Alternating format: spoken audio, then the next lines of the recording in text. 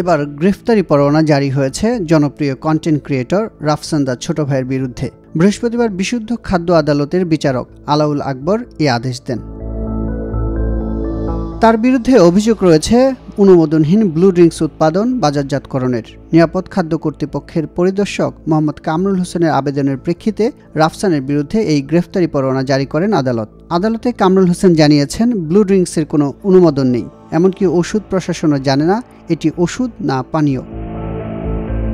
গত 24 এপ্রিল রাফসানদার ছোট ভাই খ্যাত ইফতেখার রাফসানের ব্লু ড্রিঙ্কসের কারখানায় অভিযান চালায় ভ্রাম্যমাণ আদালত। এ সময় নিবন্ধন না থাকায় ইলেকট্রোলাইট ড্রিঙ্ক প্রস্তুত, মোড়কজাত ও বাজারজাতকরণের দায়ে 30,000 টাকা জরিমানা করা হয়। গত মে মাসে বাবা মাকে গাড়ি উপহার দিয়ে আলোচনায় আসে ইউটিউবার ইফতেখার রাফসান। এর ব্যাপক আলোচনার মধ্যেই রাফসানের বাবা মার নামে ঋণখেলাপির তথ্য প্রকাশ পেলে তা নিয়ে ঝড় ওঠে সামাজিক যোগাযোগ মাধ্যমে।